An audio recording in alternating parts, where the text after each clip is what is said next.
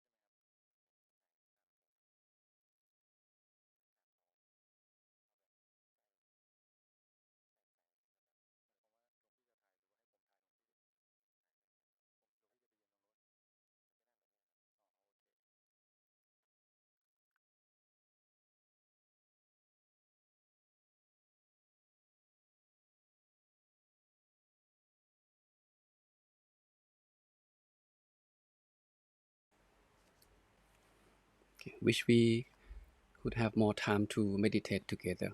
What else would be better than just sit back and relax and be with ourselves fully, body and mind?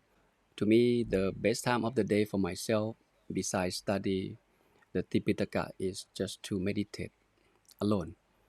I have my favorite place here at the I Monastery where I can be secluded. I can spend time with myself all day long. If I don't have anything to do, that's where I will be going to be with myself.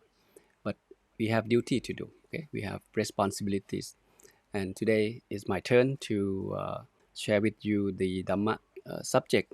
The second week, as I mentioned, 1 hour and 30 minutes. Hope everyone's doing okay. This is only the second week. Still many weeks to go. For some of you that new to Buddhism, you may feel overwhelming with the Pali terms. Yesterday you learned the Vinaya, you learned the story of the Buddha, and today you continue with the Buddhist proverb, which go to many words already. And again, this afternoon is the last session of this week. You will be learning the Dhamma subject, which is the Dhamma in the group number 3. There are many of them, so I'll select only 3 of them to share with you, but I may go a little bit deeper than what actually mentioned in the books. So if you feel overwhelming, okay, step back, go back and relearn. And my intention that I mentioned to you last week is whoever come to the teaching of the Buddha, you come to the path of happiness. So that means when you study Dhamma, you should be happy. The Dhamma that you learn should help you to live life happier and better. And that's the bottom line why you come to the class. You're not here to compete with each other to make good grade, to get an honor in the class. But you're here to learn something that's valuable that you can use into your real life. That's the idea of learning Dhamma. But Dhamma has so many material to go through, right? It's a lot of things in the Buddhist text. It's difficult for someone who want to study Dhamma and find a way to study them all properly. In this curriculum is designed to help you. If you go with us along the way from the elementary level, intermediate level, and to the advanced level, my job here in this subject is to walk you through the Sutta Pitaka, which is said has 21,000 teaching of the Buddha. But we cannot cover all of them. Pretty much as I look through all these 3 levels, the teaching material, I noticed that there are many important teaching of the Buddha laid out here in these 3 levels. But again, it doesn't mean elementary level is easier than the advanced level. Depend on the teacher and the student that we can discuss, and then we can go deep. Like today, I will touch on something. It's not something that mentioned in the book that we read, right? here in the book that you have, okay, the elementary level, I believe you can sit down and about 1 hour and 2 hours you can finish them all. But most of them is more like a definition, right? What is sati, mindfulness? And then they give mindfulness definition. What is sampachanya? And they give sampachanya definition.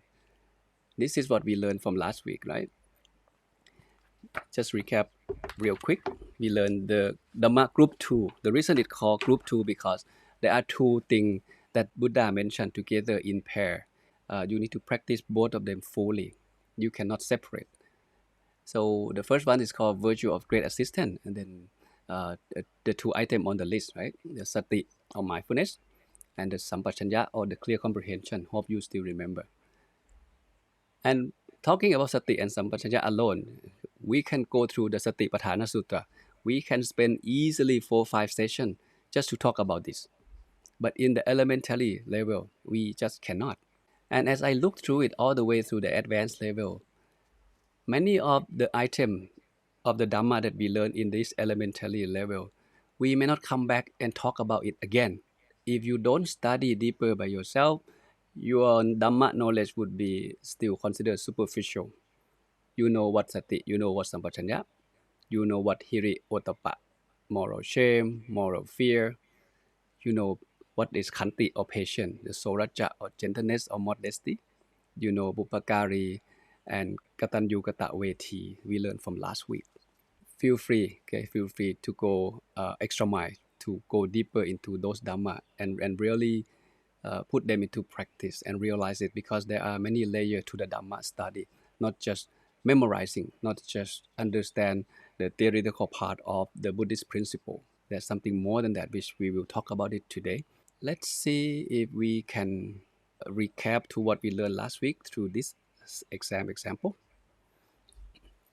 You can type in the answer into the chat box if you like. What dhammas make people beautiful? Okay, you should be answer this in 1 second. Okay, so the answer is easy, right? Number C. Good. Khanti and Soraja. And this is the example of the question in the exam, okay, in the Thai version, just like this. And the next one, which virtue that protecting the world? Mindfulness, clear comprehension, sense of shame, moral fear, khanti, soraja. So the answer is B, right? Easy. Okay, the next one, which is not sampachanya. I will not test you the Pali. If I give the Pali, I will have the English translation at the end. So you know what that Pali terms mean in the exam. So which one is not sampachanya? Not difficult, but have to think a little bit. All right, ready for the answer? Integrating wisdom, awareness, proficiency, remembering. And the correct answer is number D.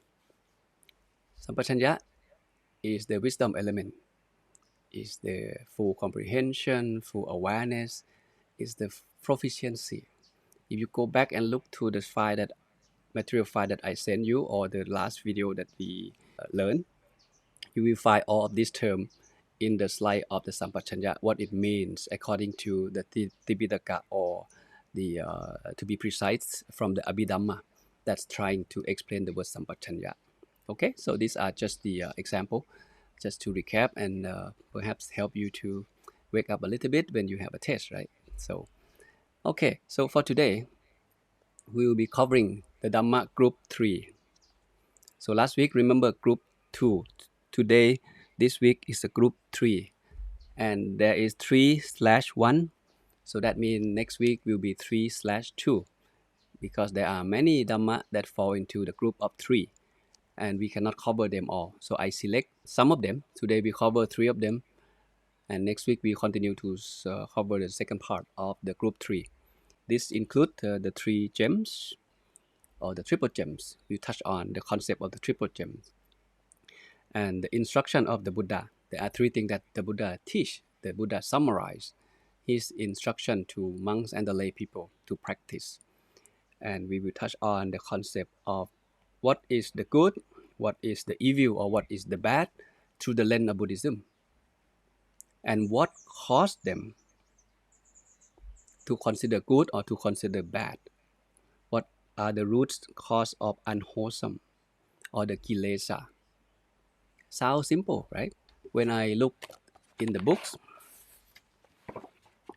which I believe you download them already, the triple gems, the Buddha, the Dhamma, and the Sangha, and it gives explanation of who is the Buddha, what is mean by the Dhamma, what is mean by the Sangha. Within 1 or 2 minutes, you have the answer. And then it move on to the second group, which is the virtue of the three ratana or the three gems. And it's go on to the three admonition of the Buddha or the instruction of the Buddha, abstaining from bad to do good and purify one mind. And that's it. There's not much detailed explanation of where they come from, why they're so important. Some may not feel motivated or practicing. And that's another thing when it's come to the Buddhist study, come to the Buddhist text, come to the Dhamma study. The real Buddhist study will go to the Tipitaka. What is Tipitaka? Tipitaka is the source that kept the teaching of the Buddha, right? So we learned last week the Vinaya Pitaka, which you learned yesterday from Prajan Joli, and the Sutta Pitaka, which kept the teaching of the Buddha, and the Abhidhamma Pitaka. There are three Pitaka or three baskets that kept all the teaching. But there's nothing fancy in this sacred text. It's just purely text. There's no picture. It sounds very boring when you go through the text. It's just line by line, letter by letter, and you try to figure out what exactly that the Buddha teach, what exactly that he mean by this sentence, and that's make the Tipitaka study quite challenging and more difficult, especially when someone try to study the Tipitaka on their own. So you need someone to guide you. You need teacher, and with this curriculum that designed by the Chiang Mai Sangha, this is help us to explore the Sutta Pitaka, including the Vinaya Pitaka, okay, in the proper structure. We will not touch on the Abhidhamma basket yet. That's separate, okay? So, but it doesn't mean that you cannot read it. It doesn't mean that you have to wait. If you want to know Abhidhamma, just go ahead and help yourself. You can find out what it is, all right? And that's the thing. There are three baskets. So not much in the book, but the book is the framework. The book have all the lists that designed for the elementary level student to be aware that these are the Dhamma. But it depends on the teacher to select which Dhamma that he want to teach based on the time that we have together. So in these 15 weeks, we have to cover all the way up to the Dhamma group 10, from group 2 to group 10. There are many of them. So many of them. They are in the book that you have. So please go through them all. But I will not cover all of them. I will select as I see, maybe suitable or interesting for most of us here. Okay, but don't stop here of what we learned in the class. Go back and study more by yourself. So let me start from here. The ending of Buddhism. This is quite scary.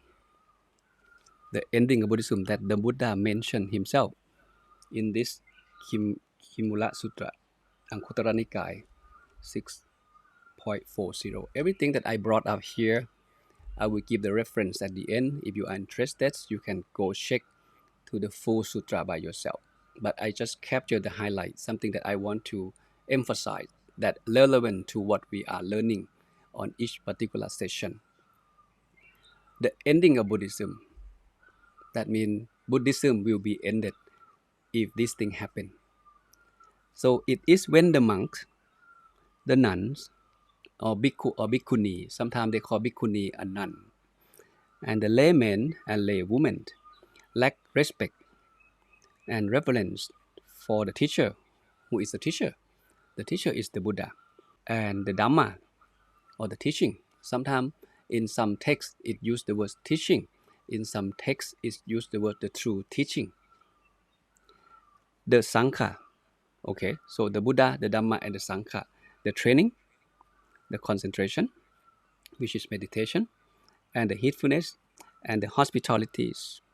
After the final extinguishment of the Buddha, this is the cause, this is the reason why the true teaching, again, true teaching is the Dhamma, does not last long. after the Buddha passed away. Parinibbana or enter Nibbana. There are some keywords here. The teacher, which is the Buddha, the Dhamma, which is his teaching, the Sangha, or the group of people who study the teaching, the training, the meditation, the practice of peacefulness, and the practice of hospitality. If not, none of this is still, being practiced by monks, nuns, and the layman and laywomen. That means Buddhism will be ended very soon. Here, as I see, you come to study the teaching of the Buddha, and that gives hope to the life of Buddhism. As long as this congregation, Buddhist monk, male monk, female monk, Buddhist monk and nun, laymen and laywomen still eagerly study the teaching, that's a good sign. But if they study and don't practice, that's not good. So the second responsibility for us, not only study to know what it is, so we need to practice. Why? If we don't practice, we will not realize the benefit of those Dhamma that we learn from the theory. What are the 5 precepts? Okay, 1, 2, 3, 4, 5, I know that. Do you observe 5 precepts? That's the second question. If the answer is yes, do you realize that precept is important to your life? How observing precept benefit your life? And when you realize that, no one can change it. Say, oh, don't observe precept. No, you can't, because you know this is benefit you. And then there will be time that you feel confident, loving kindness toward people around you, that encourage them to observe the precept just like you have been doing. So there's a lot of things into it.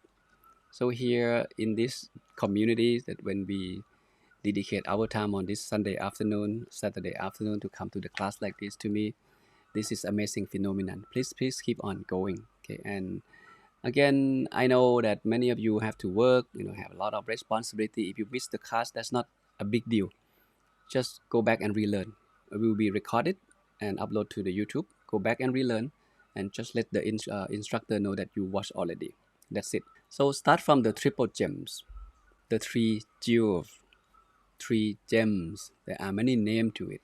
What's come to your mind when you hear the word gems? For the ladies, may think of the jewelry, right? The diamond, the ring.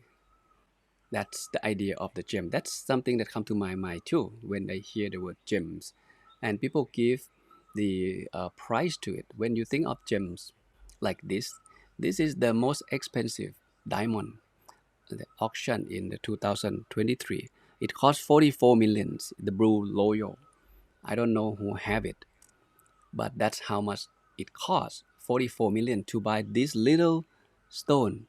Why is so expensive? Why this gem is so expensive, and why someone willing to buy it?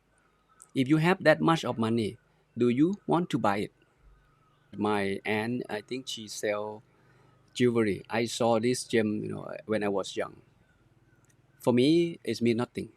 It's just the stone. Give me for free, I may not interested, even though it costs a millions, because it doesn't mean anything to me. It's subjective, right? But for some of them, this is so beneficial. This is so valuable. It doesn't matter how much does it cost. I'm gonna have to buy it. I'm gonna have to own it. So the idea of gem refer to something that valuable, and this valuable come from your point of view. Human being, we are the meaning making machine. We give the meaning to everything. We give the price to everything. If you buy it, why did you buy it? Does it make your life better? Does it make you look more beautiful or happier? What would be the reason why you want to be the owner of these little gems, right? Maybe because of the world said, wow, this is the rare item. You should have it. It's valuable. So the idea of valuable come from someone else. But through the lens of Dhamma student, we should think differently. Everything in this worldly life, the worldly possession, worldly material, everything come with defilements. And we will end up suffering. If a man bought this 44 millions, and in the next few weeks he lost it, he would be in pain, right? Would be in so much suffering because he lost 44 million stone. You see, it's come with defilements. many times we don't pay attention to what's come with it. We just keep on looking for it. So the idea of gem is, in this case, is something that variable. But these variable ideas come from your view, come from your understanding toward that something that you are experiencing. Similar idea. In Buddhism, there are 3 gems.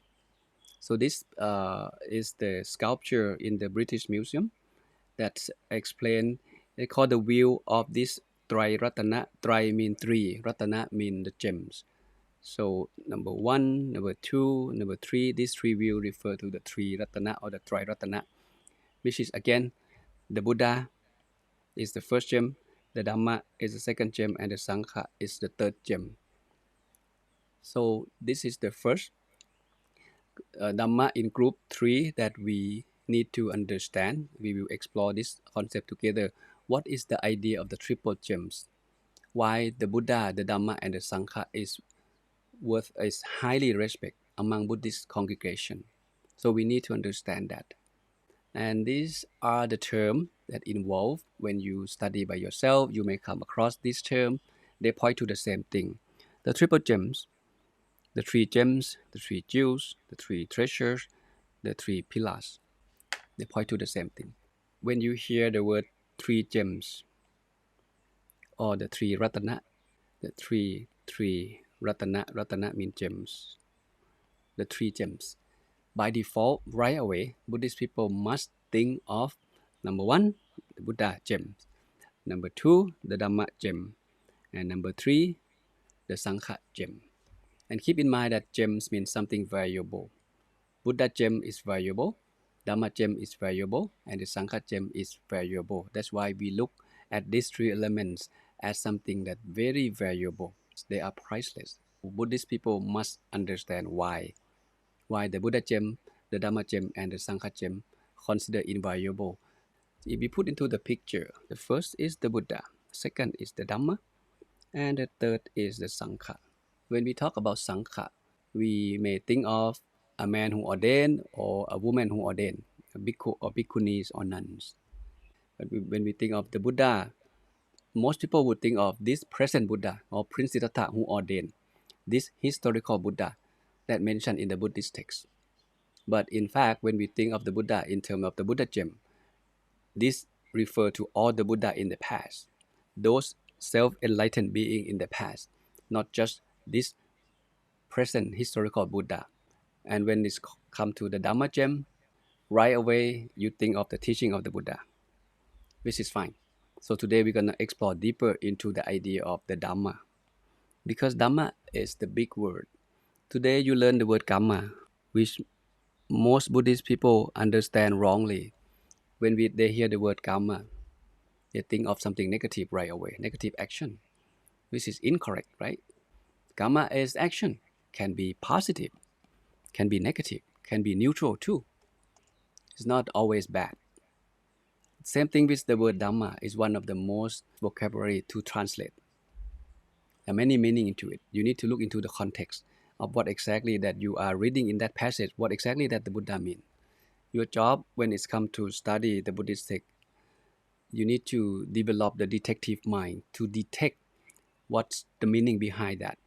Just like you are the programmer, try to understand the coding behind that coding that you are working on.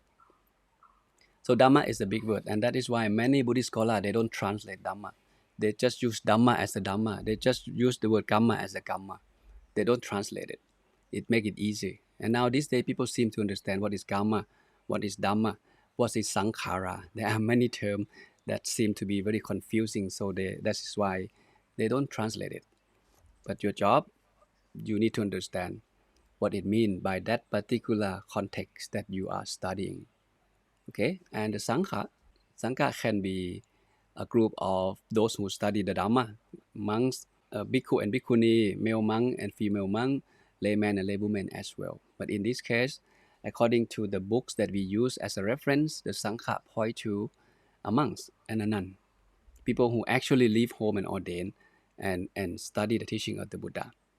So we will go to each one of these to get to know the idea of the Buddha, why the Buddha was respect, get to know the idea of the Dhamma, why the Dhamma is worth respect, to get to know the idea of the Sangha and why the Sangha, okay, they are worth respect as well. Start from the Buddha first. Why the Buddha is worth respect? The question is, what's the difference between those arahant and us as an ordinary human being? The Buddha is an arahant. Not only he is an arahant, he is a self-enlightened being. What is one thing that makes us different from them, between those enlightened beings and us who are still trapped in this realm of existence? What is one thing? This sutra gives us some hint. It's quite interesting. There was the Brahmins, Dona Brahm. So he was following the person who walked in front of him. When he saw the footprint, he looked through the footprint on the ground, and he know that this footprint is somebody. He is not a normal human being. So he walked behind and tried to locate who is the owner of this footprint. And then he found the Buddha was sitting over there. So he asked the Buddha, "Are you a Deva?" What is Deva? Deva is a heavenly being, just to keep it simple. The Buddha, he called Dona Brahmin as the Brahmins. He said, "No, I'm not a Deva. I'm not heavenly beings."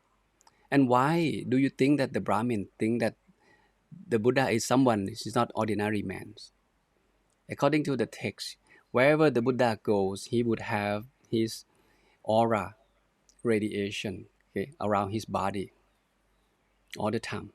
He has a perfect feature, 32 feature of the great man. Perfect. Eye, ears, nail, teeth, you name it. For us, we were born handicapped. You may feel like, why did you say that? I have everything. Why did you say I'm handicapped? Because if we compare ourselves to the standard man, standard feature, all of us here, we can be considered handicapped, because our nail, our finger, they're not in the same length. The ear is not the same size. The eye is not the same size. The nose, the mouth, the teeth is imperfect. But there's a perfect man feature that you can look through. The Buddha is the one who have that perfect feature because of his long journey of pursue perfection, accumulate perfection. That's why he born perfect in this life. Imagine yourself if you have a chance to meet the Buddha yourself physically. You may not know he's the Buddha, but you will be noticed that this person is somebody. Same thing happened to this Dona Pram. So he walked after the Buddha. And when he get a chance, he asked this question, "Are you the Deva?" The Buddha said, "No, I'm not." "So are you the Kadapa?" What is Kadapa? Kadapa is Kontan. Kontan is another form of heavenly being who more like a musician or entertainment people. He said, "No, I'm not that Kadapa." "Are you a Yakha?" "No, I'm not a Yakha either." Who is the Yakha? Yakha is the angry angel. The person who always getting cranky, getting agitated easily. When this person die, the mind with that quality is usually born in the realm of Yakha. He said, "No, I'm not the Yakha." And the last question, "So are you a human being?" The Buddha said, "No, indeed, I'm not a human being."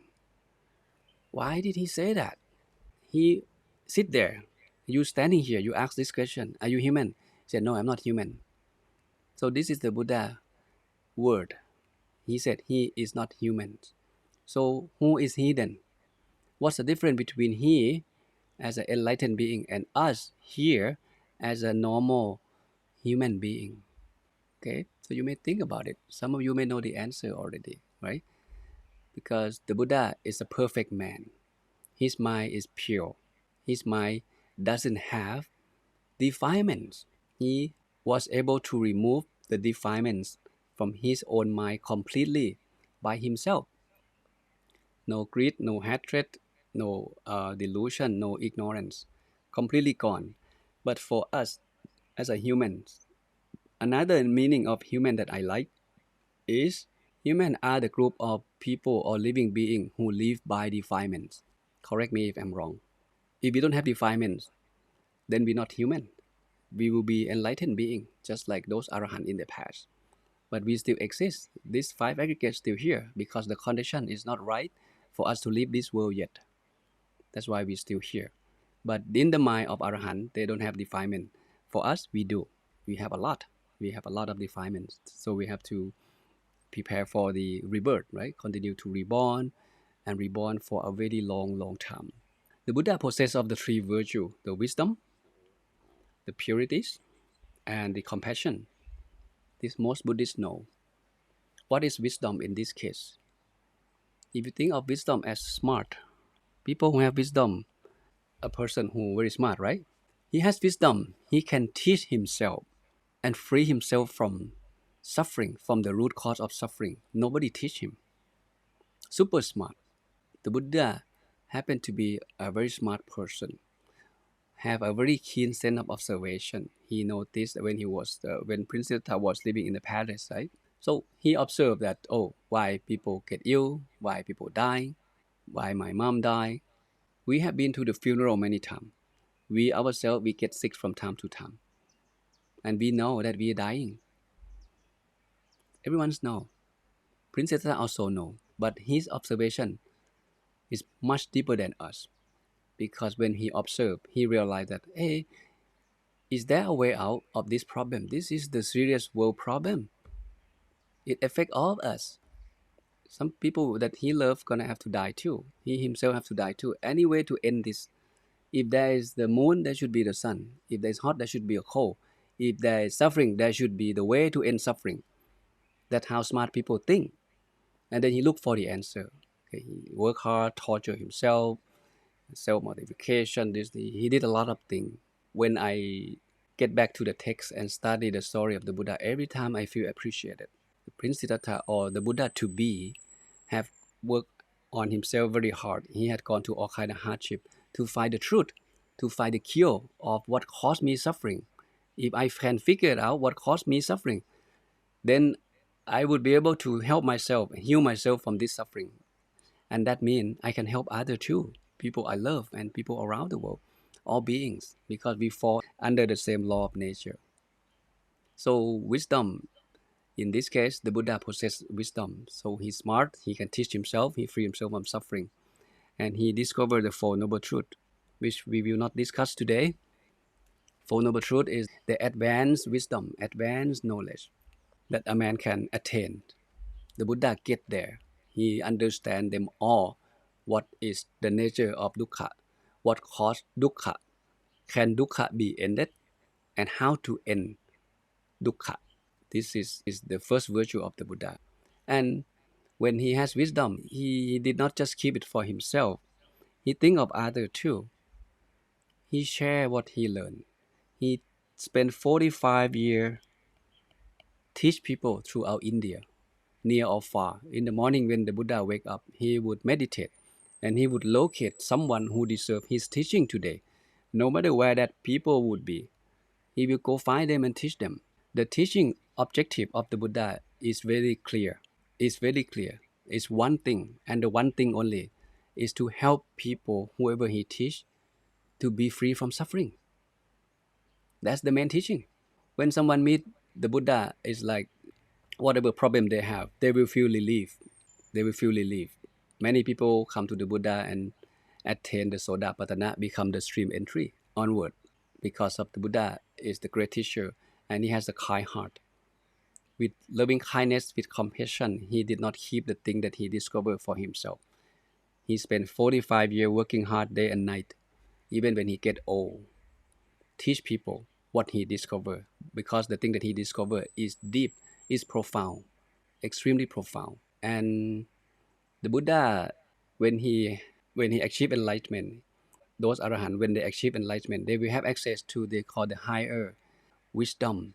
One of the thing in this three higher wisdom is called the asavakkhaya jnana, the knowledge that help that person to remove the defilement from his or her own mind completely is called asavakkhaya jnana. Jnana means wisdom, means knowledge. And when that happens, when you get to that wisdom, you uproot all the defilement from your mind. Then your mind is clean, your mind is pure, completely pure. That's why the Buddha, the second virtue of the Buddha is purity. So he's smart, he's pure, and he doesn't keep his wisdom with himself. He shares with everyone around the world. And his wisdom only lead us to the good thing, to the good life, which is again is point to the Dhamma. We will be talking about the Dhamma in a moment. And this is considered the first gem, the Buddha gem. The Buddha has this wisdom. He worked hard for himself. He did not keep it for himself. He shared with everyone, and he was able to purify himself, body, speech, and mind without any teacher. That's why he is worth respect. Without the teacher, there will be no teaching. Without the Buddha, there will be no Dhamma. That is why the Buddha, the Dhamma, and the Sangha go together and group together is called the triple gems. It's something that's super valuable, extremely precious, that most Buddhists, all the Buddhists should pay attention and pay high respect. Move to the second gem, it's called the Dhamma, the Dhamma gem. The Dhamma has many meaning. It can be the true nature or the law of nature. That's the truth, right? The nature. We born, we get old, we die. That's the nature. We understand that, and no one can stop it from happening. It will, and it is happening. The Dhamma can be translated to phenomena, something that happening in the mind. When you realize that each particular Dhamma, when you have a deep meditation, you experience this and that. Can be the internal phenomena or the external phenomena, something that we experience in this world. And the third one would be the teaching of the Buddha. The Dhamma point to the teaching of the Buddha. But today I'm going to give you more detail about the Dhamma. Like I said, we may not come back to this again as we go through this up to the advanced level. There's no topic like this waiting for you in the intermediate and the advanced. Just go to something else, go to the sutra, go to some other topic. So I think it's good to lay down this foundation. So I may spend a little bit more time on this particular idea of the Dhamma. When someone practice Dhamma, the Dhamma is something that protect you, that shield you from the bad thing. That also considered Dhamma. But if you go through the dictionary, the Buddhist dictionary, the Dhamma has the root, and the root come from this idea. The meaning is to support, to hold, to sustain, to preserve, and to protect.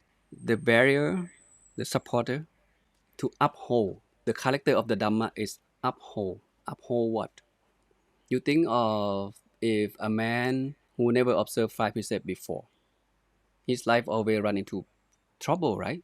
Killing, lying, stealing, sexual misconduct, drinking. He bring himself into trouble. Nothing protect him, and he didn't know why. And one day he come to study Dhamma just like us, and the monk teach him the 5 precepts, and he put into practice. Oh, okay, from now on I will avoid killing or harming others. I will not stealing someone's stuff. I will honest to my spouse. I will not telling a lie. I will stop drinking. So he put the 5 precepts into practice. On that moment, in that moment onward, he is being protected. The Dhamma is upholding him into the virtual, into the secure path of happiness. Because the moment that a man observes precept, he will not do something bad, physically and verbally. Even though he might want to do it, but today I observe 5 precepts. So if someone says something bad to me today, I will not say something bad to that person, but only today though. Tomorrow I will come back because tomorrow I will avoid the 4th precept. I will say something bad to you. So that means that day he is protected by the 5 precepts that he observed. And this is the idea of Dhamma. The characteristic of Dhamma, it will protect you. It will protect the people or the person who observe or embrace on observing the Dhamma. So I will show you some of other places that mentioned in the text when it's come to the idea of Dhamma. What is Dhamma? How to practice Dhamma? Because if you still remember, you learned from last week, after the Buddha passed, he did not appoint anybody to take over his place. But he appointed the Dhamma and the Vinaya to be the teacher of the Sangha, of the lay Buddhists in the future. So he did not select a human being. He did not select any individual. Instead, he select Dhamma and Vinaya. So that means the Dhamma and Vinaya, these 2 elements, they are important. They include the whole idea, the whole body of the teaching of the Buddha in these 2 elements. In this particular teaching, The Buddha said, whether the realized one arise or not, the realized one, you see another term that refers to the Buddha. The Tathagata, the awakened one, the realized one, point to the same person, which is the Buddha. Whether the Buddha exists or not, basically, this law of nature persists. This law of nature, they exist whether I'm here or not. This regularity of nature principle, this invariance of nature principle, specific conditionalities, don't worry about it. The law of nature, they already here, whether the Buddha exists or not. You may think of the law of common characteristic, right? Everything subject to what? Anicca, Dukkha, Anatta. Anicca means is impermanence, continue to change. Dukkha means is unsustainable. It cannot stay the same. It's being oppressed. It's gonna break apart. Something's gonna go wrong.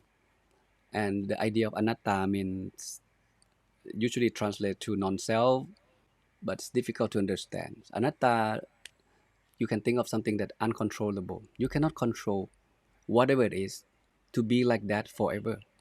Human, animal, object, you just cannot. This is the law of nature. Whether the Buddha exists or not, this thing already there. He just discovered it. He did not create it. A realized one understand. The Buddha understand this, comprehend it, and then he explain it. He teach, he asserts, he establish, he clarify, he analyze, and he review it. That is why the Buddha is worth respect, highly respect, because we live in the same world. We are under the same law of nature, but we don't know they exist. Our wisdom is not there. We're not smart enough to understand. We don't know what caused this behavior. We don't have any idea that why we do something bad, why people kill people, what behind the scenes, what drive that unwholesome behavior. Because we don't know that we don't know. We born with ignorance. We don't know what's in the mind. We don't even know what the mind is. We seem to know that, okay, human being, we have body and mind, okay, and we know more about the body, how to take care of the body, how to eat, how to sleep, how to exercise, make sure that the body healthy and live long. We seem to know that. But when it's come to the mind, we don't have much information. We don't know much. Where is the mind? What size of the mind? What color of the mind? What shape of the mind? Where is the mind in the body? If we believe that the mind exists, where is the mind exactly? We have no idea. The Buddha discovered human mind. He is the mind expert. He knows the mind from inside out. He knows that the mind, human mind is crowded. Human mind has something called the mental impurities come with us. He go all the way down to analyze, to find out where did these things come from and how to remove them. And nobody in this world have this understanding. That's why we still here in the realm of existence. I give the Dhamma talk in Thai and I ask the lay Buddhists who listen to the teaching, I ask them, how many Buddha do you think that exists in the past? Some of them says one, some of them say two, some of them say five. What would be the correct number? Is that correct answer? How many Buddha exist so far? Countless. Countless, right? Countless Buddha. That means there were people in the past who smart enough to understand this law of nature and train themselves to free themselves from those defilements and stop the rebirth cycle. There are countless of them, but we still here. So that means we still don't know that we don't know. We don't even know why we're here. So this is the idea of the Dhamma. The Buddha is the one who discovered and he shared with us. So if you find a teacher like this, what should you do? Right? You go find his teaching. You learn from him. You pay respect to him. You give him some respect, right? And not just a normal respect. Should be the high respect, because there's nobody in this world that teach us how to stop the cycle of existence, how to have access to the eternal happiness, sustainable happiness or nibbana. There's no such teacher exists if the Buddha did not exist. Okay. And in one teaching, the Buddha said, the one who see the Dhamma, see me. And the one who see me, see the Dhamma. Interesting. And if you go further, there is another teaching the Buddha says, the one who see Dhamma, see Paticca Samuppabbada. The one who see Paticca Samuppabbada, see the Dhamma. What is Paticca Samuppabbada? Maybe new to some of us here as well. Okay, but again, we will not touch on that detail. The idea here is the Buddha point to something that, hey, he sees something. He see Dhamma. That means when we see the same Dhamma, we see the Buddha too. If we think of this literally from what we just read, the one who see me see the Dhamma. The one who see the Dhamma see me. The one who see the Dhamma see Paticca Samuppabbada. The one who see Paticca Samuppabbada see the Dhamma. So that means, is the Dhamma refer to Paticca Samuppabbada, or the Dhamma refer to the Buddha himself?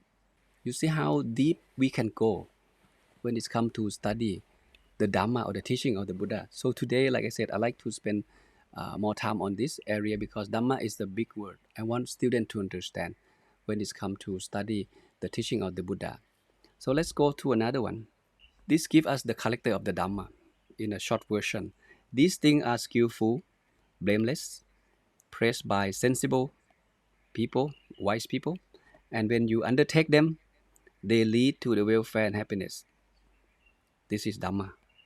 We don't know what it is, but if we practice them, they will protect us from the bad thing. That's the idea of the Dhamma. Because sometimes people don't know, oh, this teacher said this, that teacher said this, and each teacher claims that his teaching is true, the other teaching is wrong. And they get confused. When the Buddha passed by that town, those villagers seek advice from the Buddha. The Buddha, which one is true? Which one should I follow? People say, oh, you kill, you're okay, there's no sin. Another teacher said, no, don't kill, it's breaking precept, it's considered bad. And these villagers, they get confused. And this is what the Buddha gave them, the general idea. If you practice like this is considered good teaching, put into practice. It leads life to happiness, okay, to the welfare and happiness of those who practice whatever you learn. You will prove that by yourself. This is something that I really enjoyed it. This is the teaching that the Buddha gave to Arahant Gotami, stepmother of Prince Siddhartha, who happened to be the first female monk in the history of Buddhism. She seek advice from the Buddha, and the Buddha gave this teaching.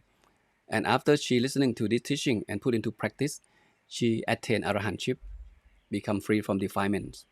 And to me, this is the standard when it comes to the word Dhamma. And back then, in the first 12 years, the Buddha did not give out any rules or the Vinaya. This you cannot do, that you cannot do. No, there's no such rule exists in the first 12 years.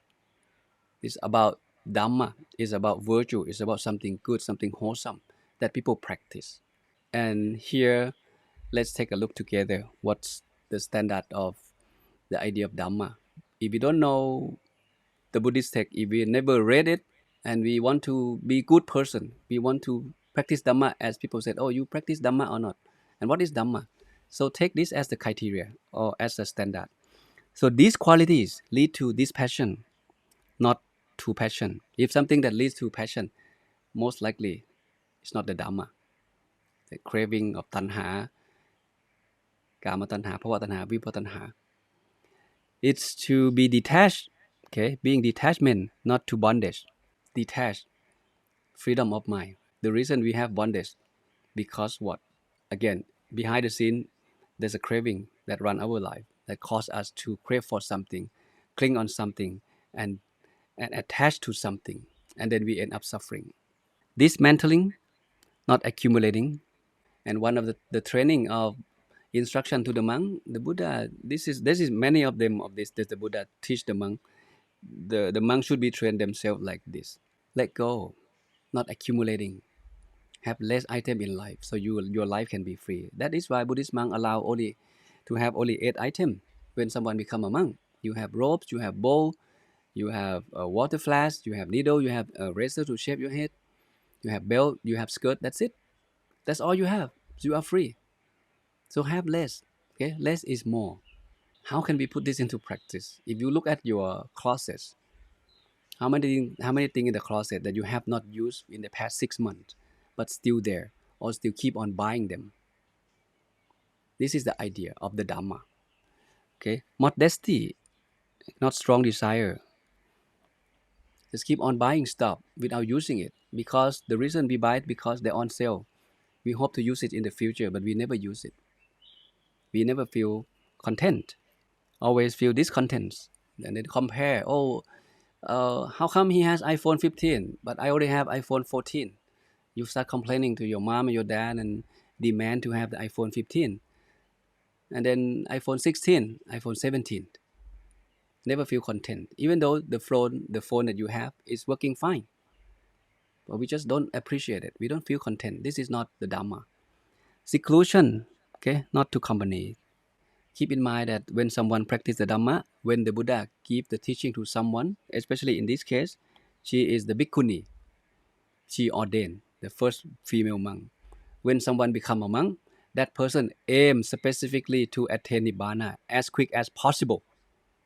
So the instruction of the Buddha that given to this Gotami bhikkhuni is to help her to attain Nibbana. So seclusion is one of the training that most monk and female monk need to practice, to be secluded. That's why many people live in the forest, secluded. But in your case, as a lay people, you don't have to do that. When you study, you need to think, how can I put this into practice? Associate with people too much usually bring more headache, right? Go to the party, drinking, dancing. There's a lot of things that involve when you go out a lot, when you hang out with the crowd, because people in this world, they don't have precept. They don't even know what precept mean. So you live in the world that people lack of this right understanding of living wholesome life. To arouse persistence, not to laziness. You see, laziness is another name of defilement.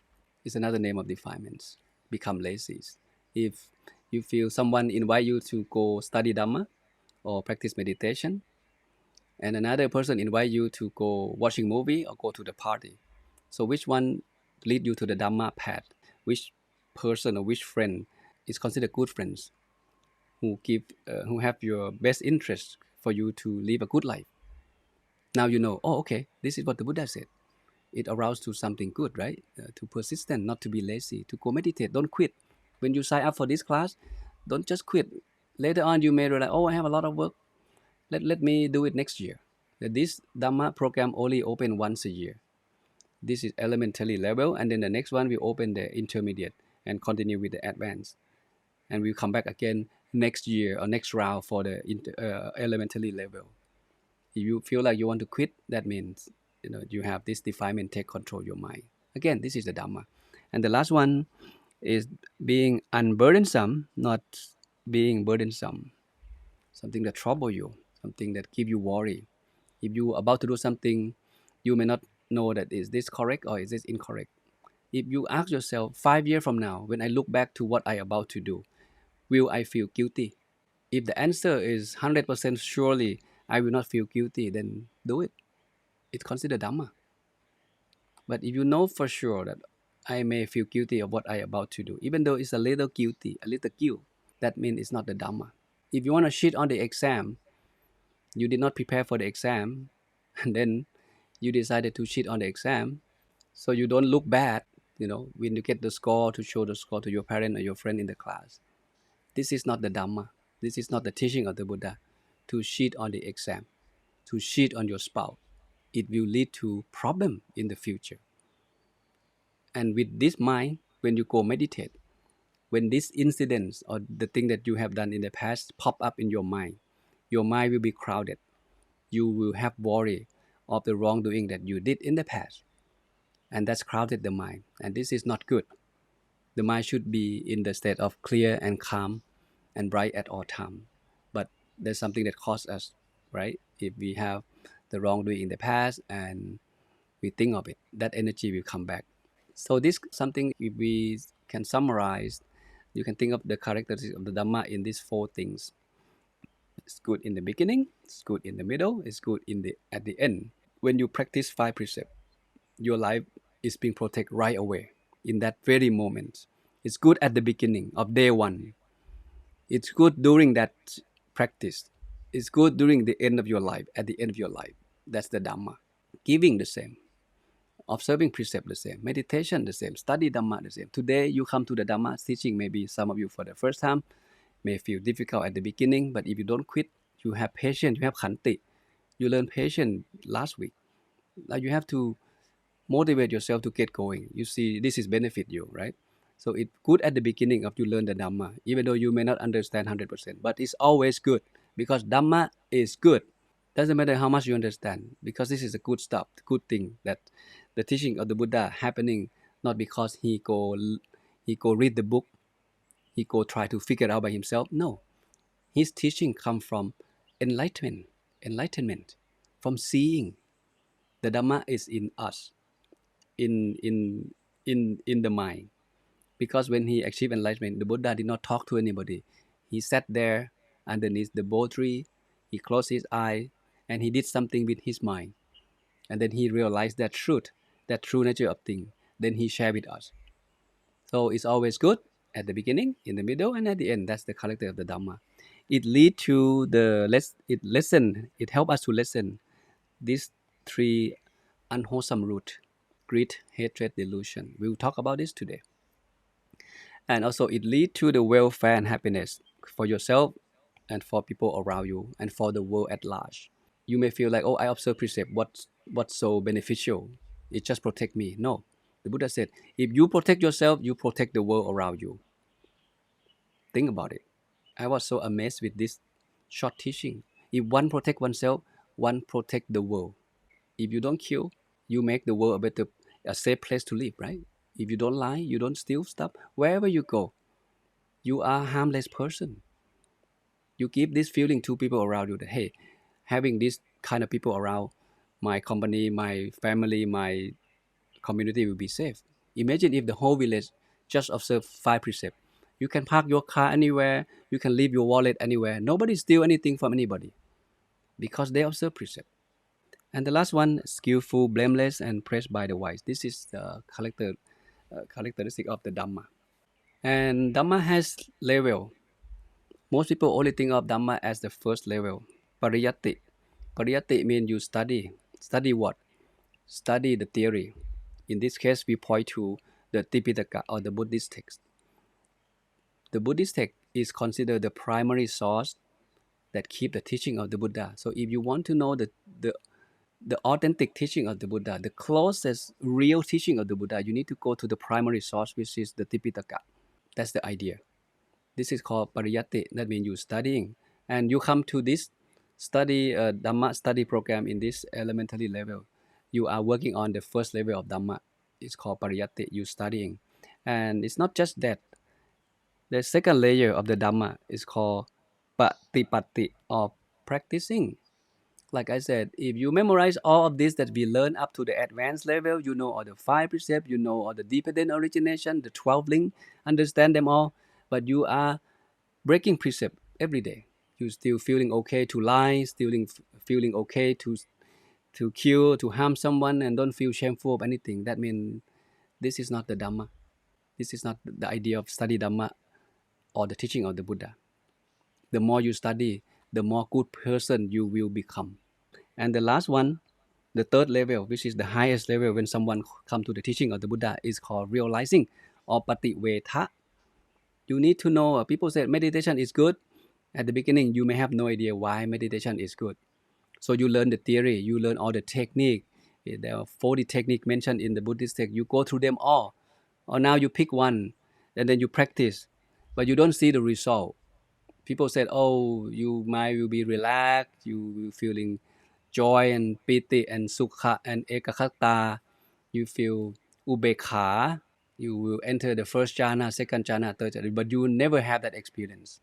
So your confidence of practicing those meditation technique will not that high, and eventually you quit. So you need to be patient, have faith with your technique, have faith with your teacher, and fully submit you to that teaching until you realize it. Oh, meditation is so good. Now I have a sharp mindfulness. I have a sharp awareness. I can sense when something's gonna go wrong. When someone says something bad, I will not feel agitated at all. And when you realize this is the real Dhamma. That means you have complete practice the Dhamma. You know the theory, you know how to practice, and you have the result of that practice, of the practice of that Dhamma. And that gives you confidence of the word Dhamma. And then, perhaps if you high enough, you may share this Dhamma to others around you. Okay, so don't just uh, be focused on study the text, know all the sutra, but still live life unhappy. A Dhamma student should be happy. That's how I see it. If you feel like you are unhappy person for some reason, that means the way you practice Dhamma may be incorrect. You need to think what went wrong. How come at the end of the day I don't feel happy? Today you come to the class, and when the class finish, you go home, start yelling to your spouse, your children, this and that, kick your dog, this and that. Hey, where did the good things go? Where did the Dhamma that you learn about patience, about khanti, about soraja, about mindfulness, about awareness, where did those things go? Where did those qualities go after you learn them all? So pariyati, patipatti, and pativedha need to go together, and that will make you a happy being. We may not realize Nibbana this lifetime, or even in the future lifetime. We don't know when.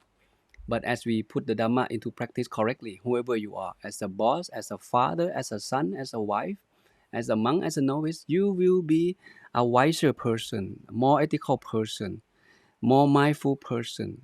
Okay, you will have a caring heart. Not the longer you practice Dhamma, you should have less and less selfish.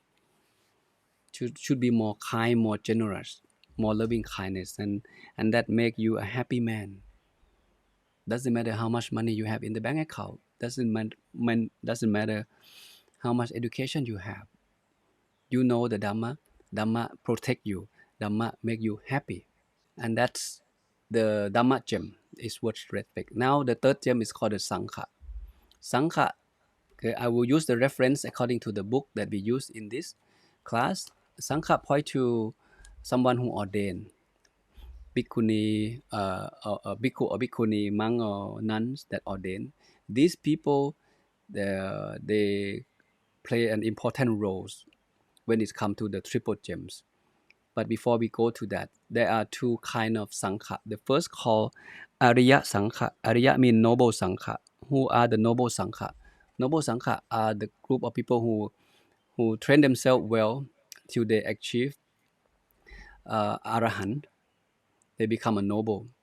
They start from the first level of the stream entry, the Soda Patana, Sakataka, Anaka, and Arahant. So they are able to train themselves according to the teaching of the Buddha, and remove a certain group or certain set of defilement from their mind until all the way up to the Arahant level, where they can do what the Buddha did to remove the defilement from the mind completely. This called the noble Sangha. And the conventional Sangha, conventional Sangha, or Sammutti Sangha. This refers to the Sangha just like myself, just like all the monks here. We not achieve anything yet. We still have defilement, but we want to be a better person. We want to be a better monk. We want to realize Nibbana someday. And we don't want to waste time doing the thing that the lay people do in the worldly life. So we decided to leave everything behind and become a monk and walk on the highway of life to follow the teaching of the Buddha intensively, hoping that one day it will help us to shorten the path toward Nibbana, the path to Nibbana.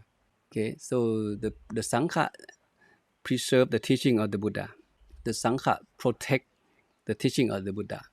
Preserve means they study, they memorize, and then they pass on. So they protect when there is the enemy, when there is a war, when there is something that jeopardize or endanger Buddhism. They protect the teaching of the Buddha, and they propagate, they expand the teaching of the Buddha.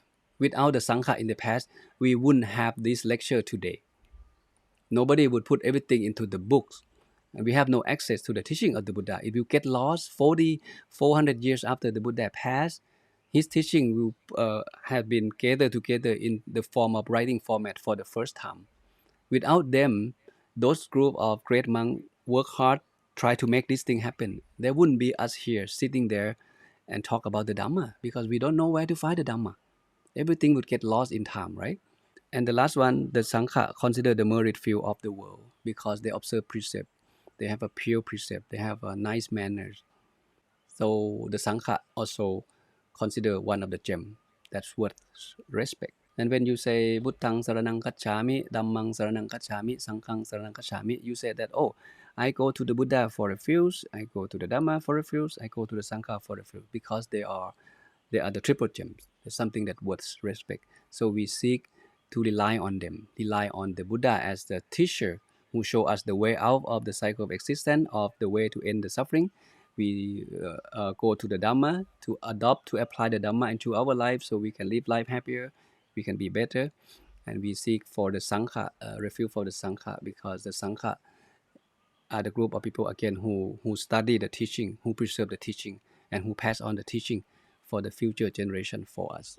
Yeah, this is just the meaning. Okay, why the Buddha, the Dhamma, and the Sangha are considered the triple gems. When you do the chanting, right? Arahang Samma Sambuddho Bhagava, the blessed one is worth and rightly self-awakening.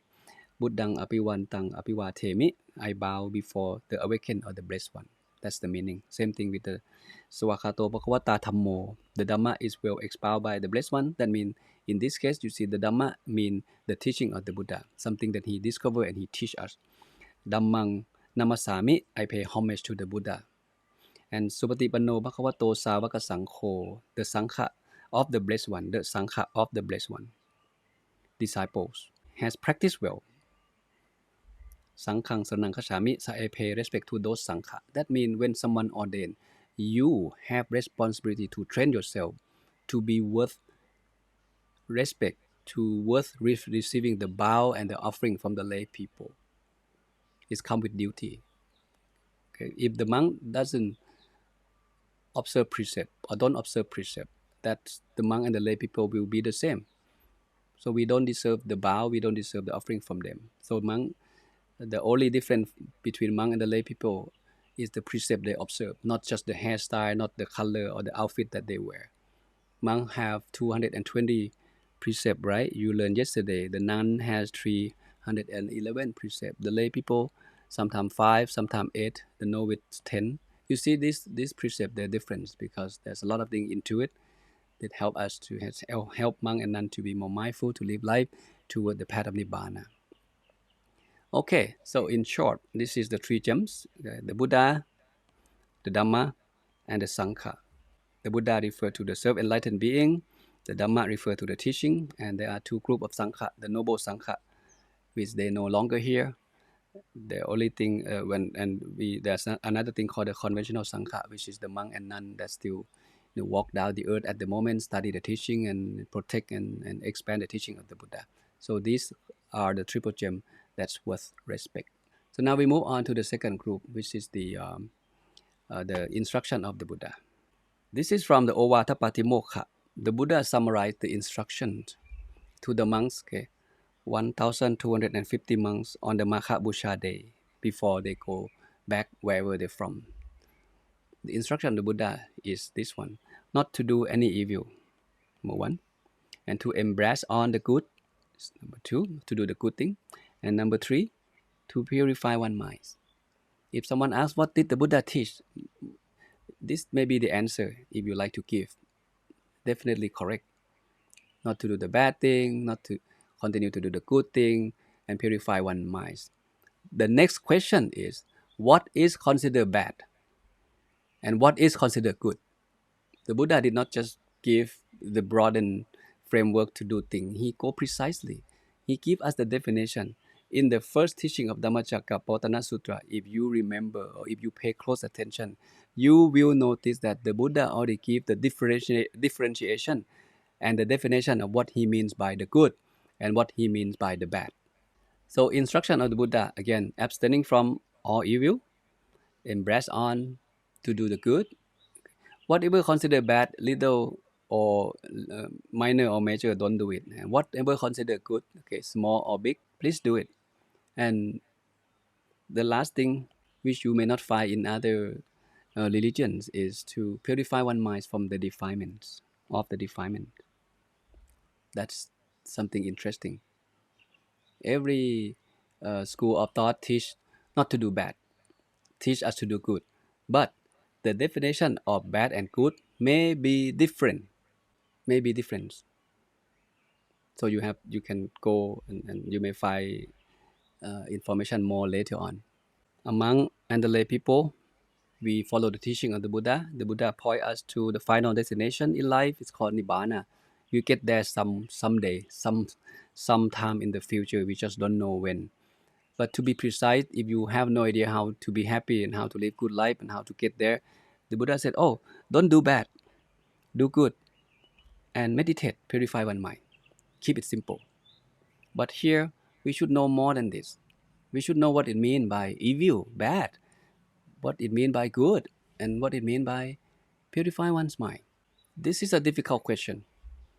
We learn that the teaching of the Buddha has 84,000 teaching that keeps in the Buddhist text, and it can be summarized into three headings, three groups, which is the group of Sila, the group of mind, and the group of Panya or wisdom, right?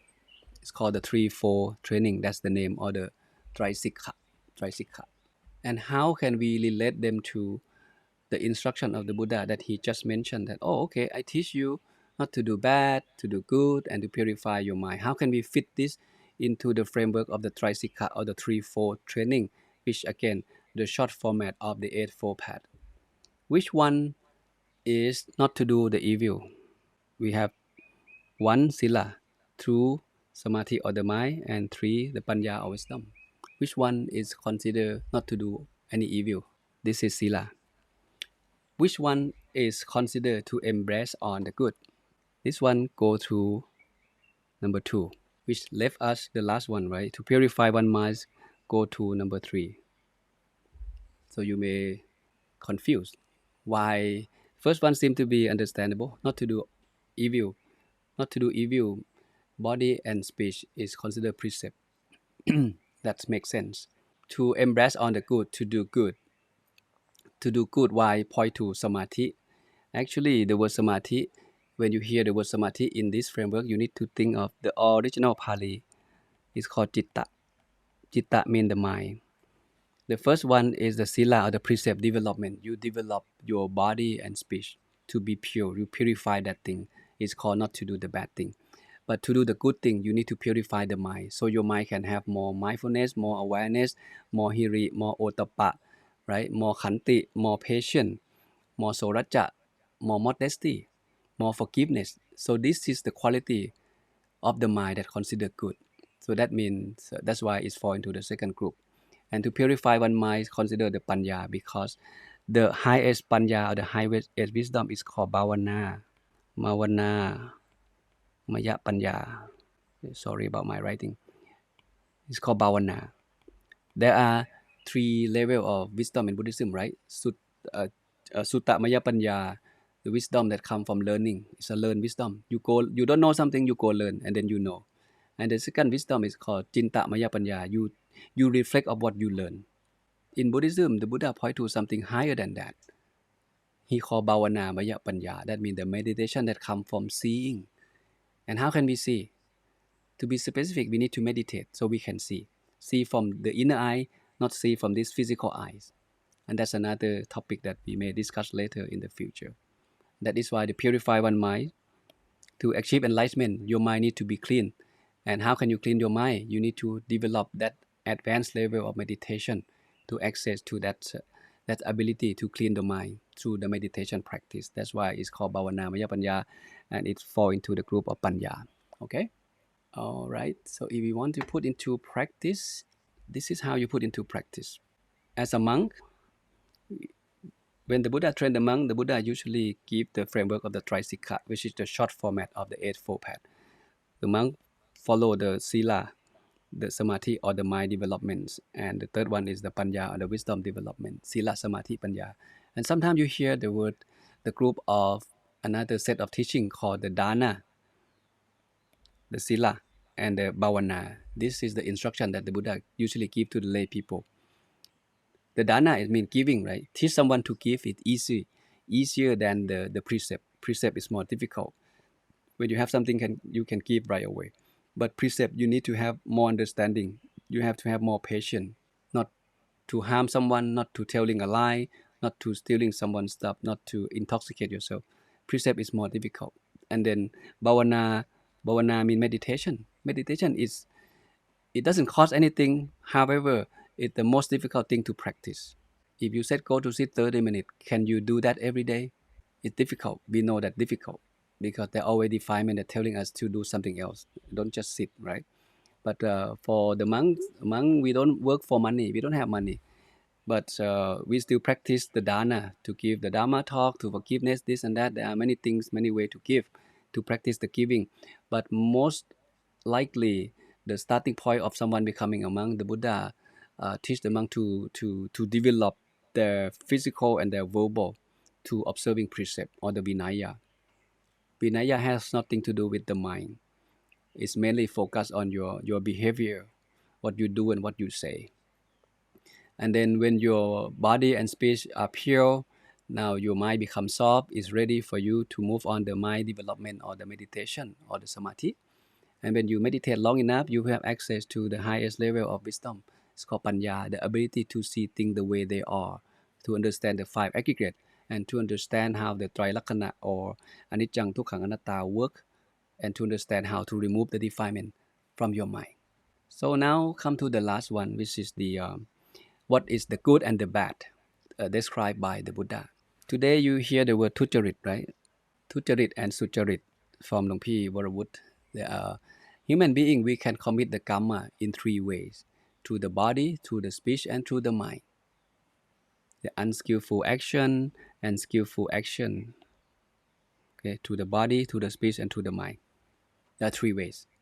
And if we put everything together in one slide, this is how you see it. You may not realize that this already mentioned in the Dhammacakkappavattana Sutta. The Buddha mentioned that we can do the karma three way, right? To the body, kaya karma; to the speech or vachi karma; to the mind or mano karma.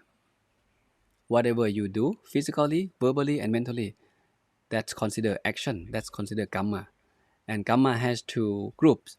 The first group is called wholesome, unwholesome karma. Second group is called wholesome karma. They are opposite. Okay, don't be intimidated by a lot of text. They're very easy to follow. Start from the first group, the group of body. If you do this, it's considered bad. Killing, stealing, sexual misconduct. Bodily action like this is considered unwholesome or akusala dhamma. It's bad. Don't do it. If you do opposite, it's called good. It's called wholesome. It's called kusala. Abstaining from killing, abstaining from stealing, abstaining from sexual misconduct. This is considered good physical action. Go ahead and do it.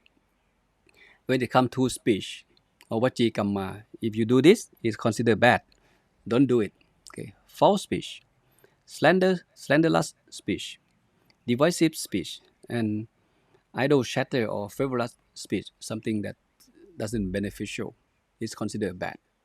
Oppositely, if you do this four things, it's considered good speech, good verbally action. Abstaining from false speech, abstaining from slanderous speech, abstaining from divisive speech, abstaining from frivolous speech. Number 1, number 2, number 3, this is the first precept, right? Abstaining from killing, abstaining from stealing is the second precept. Abstaining from sexual misconduct is the third precept. And these four are the fourth precept in the five precepts. They're not mentioned intoxication here, but most Buddhists be familiar with the concept of the five precepts. So you can use the five precepts as a framework of what considered good and what considered bad to make it easy. And when it comes to the mind, manokamma, these three things consider bad, bad thinking. Thinking of apicca, who think, or covetousness, of think because of greed, want something from someone wrongly. Okay, payabhat or ill will, want to hurt someone and harm someone. And the micchaทิฏฐิ is a wrong will. This is difficult to understand. What is wrong will, what is right will. We need to study the principle of the Eightfold Path, then we understand this one more. Oppositely, these three things consider good thinking. Thinking of non-greed, non-covetousness, thinking of non-ill will, non-hatred, thinking of non-delusion or right view. So today, just see this picture, and go back and reflect on it. And there are the root cause of what caused people to do good and to do bad, right? The term in Pali called kilesa, or the mental impurities. Unwholesome, this is unwholesome. This is wholesome. They are opposite. The unwholesome root, there are three things or three kilesa. The first one is called lopa or greed. Second one is called dosa or hate or anger. And the third one is called moha or delusion. They are the three major root cause of defilement. There are many defilements in this world, but when you track them down, you will coming down to these three things: either hate, either greed, or either delusion, or sometimes the combination. That's the nature of the mind. To understand this more clear, if someone come from the background of Abhidhamma, they will have much clearer understanding of how this defilement work. You think of this root of the poison tree. There are three poison tree that come from the same root. The root is avijja here. Start from avijja, it's become lopa, it become dosa, it become moha. These three guys, they work for this guy, or avijja. Avijja go out to moha, avijja go out to dosa, avijja go out to lopa. They are the three viruses that's created by someone, and that's one or that thing is called the avijja. Lopa is greed, right, or lust. Dosa is anger, resentment, wishing someone to hurt someone, to harm someone. And delusion is something that you don't understand. You feeling lost. That's why you make a mistake. How do you know that lopa take control your mind? This is the idea. Lopa, you think of hungry when you feel hungry. You may not see the lopa, but you can observe. Now lopa take control my mind. When you start like something, it's come from greed. And when you start to don't like something or dislike something, that usually come from dosa. You feel heat. You feel that you have to destroy something. You have to do something, take action, hurt someone, say something bad to someone. That dosa. And moha is you think of the darkness. You're feeling lost. It's the downness of the mind. It's unclear. We don't know how to go left or go right. That's the idea of moha. That's why we make decision. Moha is difficult to observe, but lopa and dosa is not so bad, right? If you go to the shopping mall, something on sale, you don't need it, you still want to buy it. You see the new iPhone, iPad, you want to buy it. That's easy to relate it to the idea of lopa, something that you don't need it, but you want it anyway. Dosa again, getting angry, want to hurt someone, to harm someone, and you just like you burning your mind. You have heat in the mind. You cannot go to sleep. You keep burning yourself. There are details to these three defilements that we can go deep in the later session or in the future. And because of this, the karma, the defilement, and the vipaka, or the result of the karma, that's why we still here in the cycle of existence. Because of the defilements that force us to commit the karma, and every karma that we create, they come with the result or the vipaka. It never ended. And because of ignorance or avijja, to preventing us from knowing this cycle, the vicious cycle. That's why we are trapped in the realm of existence. And this may seem advanced, may seem difficult to understand, but you see how clever of the Buddha. He said, if you don't know anything, if you don't remember anything, this is what you should do. Take this advice. Don't do bad. Do something good and keep on meditating. That's it. That's it general. Whatever consider bad, don't do it. Whatever consider good, do it. Make sure you don't stop practicing meditation. That's the bottom line. You may not know the defilement, you may not remember their name. It's okay. Go from here. To me, this is the easy, uh, uh, uh, uh, uh, a practical form of teaching that we can put into practice right away, according to the teaching of the Buddha. All right, so I think we're done for today. Sorry a little bit that I went over time. I haven't covered a little bit thing, but it's okay. So go through this vocabulary on your own. Okay, we learn about the triple gems. We learn about the Dhamma, the Kama, the Kilesa, the Lopa, the Dosa, the Moha, the Avijja. Just get to know this term because as if you are serious Buddhist study student, you're gonna come across this term often. So at the end of each lecture, I will try to give the list of the vocabulary that you should go over on your own and get familiar with them. Check out this two sutra if you like on your own free time. Okay, hope everyone learned something new today. All right, so we pay respect to the triple gem and then we take a break.